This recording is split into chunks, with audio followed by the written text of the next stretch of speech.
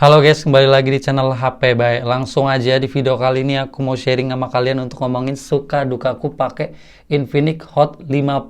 Siapa tahu kalian di situ lagi ada ketertarikan banget dengan HP ini, mau beli banget gitu, bisa banget video ini ditonton sampai akhir buat jadi bahan pertimbangan guys. Sekarang aku ngingetin dulu untuk harganya. Waktu video ini dibuat, aku ngecek harganya itu kan ada dua varian RAM dan internal. Untuk RAM 8GB, internal 128GB harganya di 1,6 juta. Untuk RAM 6GB internal 256GB itu harganya di 1,7 juta. Dan buat kalian yang nantinya pengen beli HP ini atau kalian mau cari HP baru tapi belinya bingung di mana, bisa mampir ke TikTokku guys. Di sini aku tuh jualan HP-HP yang resmi, yang rekomend, yang menurut aku bagus. Bisa cek di showcase atau keranjang kuningnya. Buat yang nge-follow cuman buat seru-seruan nanya aja juga bisa. Kalau pertanyaannya menarik bisa aku kontenin nantinya. Ya udah langsung kembali lagi bahas si Infinix Hot 50.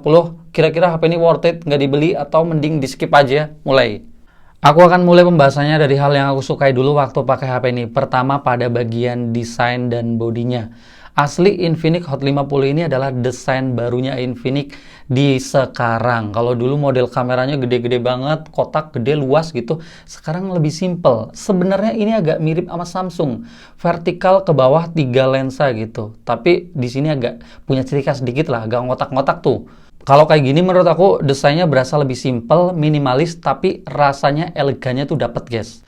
Apalagi untuk backdoornya yang sebenarnya ini masih plastik, tapi finishingnya bagus. Udah ada teksturnya dan ini tuh memberi pegangan yang nggak licin. Terus juga ini minim banget bercakan sidik jari. Untuk warna grey yang lagi aku pegang beneran sih, aku suka banget tampilannya. Apalagi untuk model framenya juga mendukung nih guys, karena udah ngotak, flat tapi nggak runcing tepinya, jadi dipegang ini nyaman aja, nggak kayak kaku gitu guys, gripnya enak lah. Untuk fiturnya ada fingerprint yang performanya bisa dibilang ini tergolong kenceng.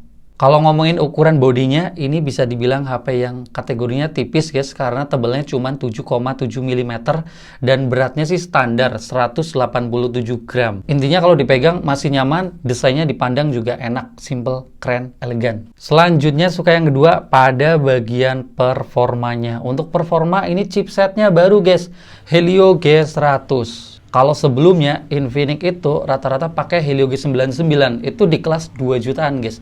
Ini sejutaan malah lebih tinggi. Helio G100, RAM yang lagi aku pegang ini 8GB, internal 128GB.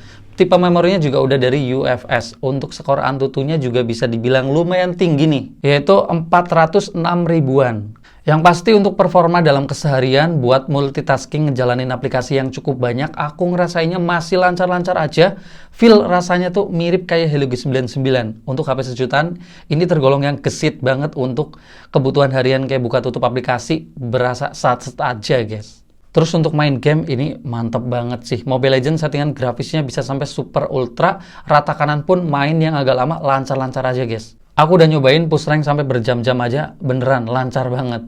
Terus untuk main game PUBG, ini malah settingan grafisnya tergolong tinggi banget guys. Lebih tinggi dari Helio G99 atau pengalamanku nyobain HP. Di sini bisa sampai HDR Ultra guys. Yang pasti buat main game jadi feel-nya lebih enak, berasa licin banget, smooth banget guys. Buat kalian user game PUBG banget nih, cobain HP ini guys. Cuman sejutaan, ini gokil sih. Terus untuk main game berat kayak Genshin Impact juga ini masih lancar-lancar aja ya. Tentunya dengan settingan grafis terendahnya, ini udah nggak ada kendala. Udah smooth, udah lancar, main yang cukup lama juga. Aku ngerasain jarang terjadi frame drop. Feel-nya udah kayak Helio G99 guys, yang aku rasain kayak gitu. Selanjutnya suka yang ketiga pada bagian layarnya. Untuk HP yang harganya sejutaan, layar model udah pansol kayak gini, ini asli keren banget. Kamera depannya nih titik, bukan water drop. Ukuran layarnya juga gede, 6,78 inci. Meskipun panelnya masih dari IPS LCD, ini sangat wajar di kelas harganya. Yang aku suka ini resolusinya tinggi ya, udah Full HD 1080p gitu. Untuk HP sejutaan rata-rata 720p yang agak burik dikit. Di sini alias gambarnya berarti udah tajem. Enak banget buat nonton-nonton ataupun ngelihat konten di sosmed. Apalagi HP ini juga refresh rate-nya udah 120Hz yang buat scrolling-scrolling bakal lebih nyaman lagi dan lebih mulus. Terus untuk fitur unik di bagian layarnya, meskipun ini IPS LCD, tapi sudah punya Always on display, ini gokil sih. Ya meskipun always on display-nya ini nggak nyala terus dan feel-nya juga itemnya nggak pekat banget karena bukan AMOLED, tapi ya udahlah ya. Ini ada fitur kayak ginian aja. Minimal posisi HP lagi dimatiin kayak gini kita tahu nih. Masih ada ngasih tahu nih notifikasi ataupun jam. Jadi bisa dilihat. Lumayan guys fitur kayak gini. Selanjutnya suka yang keempat pada bagian kameranya. Untuk resolusi kamera utama sudah 50 megapiksel. Untuk kamera depannya resolusinya 8 megapiksel dan sudah punya LED flash di kamera depan. Untuk hasil foto-fotonya di pencahayaan yang cukup, kita bisa pakai mode 50 megapiksel dan bisa dapat detail yang tetap tajam meskipun di zoom 2 kali guys. Kalian bisa lihat di sampel foto-fotonya, ini detailnya fokusnya masih bagus. Kalau untuk karakter warnanya sih standar kayak HP Infinix yang lainnya. Di sini agak kayak kehijauan dikit ya. Untuk objek-objek yang kayak daun gitu, kerasa banget sih. Tapi ya udahlah, nggak bisa komplain banyak. Ini HP sejutaan aja. Terus untuk foto di malam hari, aku malah lebih suka guys. Karena mode malamnya ini beneran nolong banget. Kalian bisa lihat mode auto sama mode malamnya. Mode auto gelap gitu, noise-nya banyak, warnanya juga kusem. Di mode malam langsung diperbaiki guys, kayak lebih terang, warnanya lebih gonjreng, noise-nya juga lebih minim, gambarnya lebih tajam. Sedangkan untuk kamera depannya, foto selfie di siang hari, hasilnya sih menurut aku standar aja ya, apalagi resolusi 8 megapiksel. Tapi untuk detailnya tergolong masih cukup terjaga. Untuk mode potretnya juga bisa dibilang cukup rapih. Untuk warnanya juga bisa dibilang cukup aja, nggak kusem gitu, masih ngisi lah. Tapi agak berlebihan untuk karakter di warna hijaunya memang. Dari dulu Infinix di HP murahnya kayak gini guys. Dari yang pernah aku cobain, jadi kayak kurang natural lah fotonya. Hijaunya tuh lebay. Terus untuk foto selfie di malam hari, ini sih ketolong sama LED flash di kamera depan. Bisa dipakai tuh guys. Jadi bisa dapetin foto yang lebih baik dibanding pakai mode auto. Jadi udah nggak takut lagi selfie di tempat remang-remang ataupun gelap. Terus untuk perekaman videonya, aku beneran suka guys. Karena di sini bisa rekam sampai resolusi 2K. Terus juga bisa resolusi 1080p 60 fps yang smooth. Terus ini juga terjadi di kamera double. Depannya juga resolusinya kayak gitu guys. Bisa 2K sama 1080p 60 fps. Terus ada fitur yang cukup unik, ini bisa rekam video ganda. Jadi bisa rekam depan belakang secara langsung guys. Untuk hasil videonya, kalian bisa nilai sampelnya berikut ini. Oke guys, ini video dari Infinix Hot 50 di resolusi 2K guys. Ini bagus banget secara resolusi, tapi nggak punya fitur stabilisasi. Ini kalau di zoom 2 kali juga hasilnya masih tajam. Kualitas warnanya juga bisa dibilang ya seadanya gini. Untuk fokusnya bisa dibilang kenceng di resolusi tingginya. Tetap garcep nih guys. Soalnya ada HP yang pakai resolusi tinggi biasanya fokusnya agak lambat gitu. Di sini enggak. Terus untuk kamera depannya juga resolusinya lagi-lagi bisa 2K guys. Jadi memang yang aku lihat ini tajam ya videonya. Sebentar, ini pencahayaannya agak susah. Tuh guys, detailnya tuh kelihatan banget di mukanya. Cuman lagi-lagi nggak punya fitur stabilisasi. Untuk HP harga sejutaan ini sangat wajar. Kualitasnya, resolusinya malah yang bagus banget ya. HP lain rata-rata masih 1080p. Kualitas warnanya cukup aja standar. Selanjutnya suka yang kelima guys, pada bagian baterai dan chargingnya. Untuk baterai HP ini sudah kapasitasnya standar kayak HP zaman sekarang, yaitu 5000 mAh. Untuk penggunaanku dalam keseharian, aku nyobain HP ini pakai jaringan data ya guys ya, bukan pakai WiFi. Aku cobain dari baterai 100% sampai 10%. Bisa dapat screen on time 7 jam 3 menit. Ini tergolong cukup awet. Apalagi penggunaanku tuh banyak di penggunaan main game gitu guys. Jadi dipakai dalam keseharian ini udah aman dari pagi sampai malam bisa. Terus untuk chargingnya di sini sebenarnya ya kecepatannya cuma 18 watt. Tapi dari pengalamanku ini bagus banget, nggak kayak 18 watt di HP lain. Mungkin faktor chipset Helio G100 itu bakal ngebantu di pengecasan atau gimana, aku sebenarnya kurang tahu. Tapi dari real time yang aku rasakan, dari ngecas 10% sampai 100%, cuman butuh waktu 1 jam 32 menit. Asli ini gokil banget guys. Karena biasanya pengecasan 18 watt dari 10 sampai 100, dari pengalamanku yang aku cobain, itu rata-rata di 2 jam lewat. Terus ada fitur pengecasan yang menurut aku ini menarik banget, bisa bypass charging guys. Lagi-lagi ini HP 1 jutaan dikasih fitur kayak gini keren banget. Biasanya ada di HP 2 jutaan plus-plus. Ya fitur ini bakal ngebantu banget buat orang-orang yang suka main game baterainya lowbat tuh sambil ngecas sekarang aman guys. Karena listriknya langsung dipakai ke mesinnya gitu guys, bukan lewat ke baterainya dulu. Jadi untuk pemakaian jangka panjang baterainya lebih aman dan gak gampang kembung lah kasarannya kayak gitu istilah mudahnya. Terus HP ini juga punya fitur reverse wireless. Aduh, apa aku tadi bacanya? Mungkin Inggrisnya aku agak salah. Tapi intinya HP ini bisa ngecas HP lain dengan Type-C ke Type-C itu. Jadi ini kepakai banget jadi power bank waktu HP kita yang satu atau HP teman kita atau HP siapapun lagi beneran darurat. Jadi buat kebutuhan emergency, HP ini bisa nolong HP lain guys. Karena bisa ngecas nih lewat ini portnya.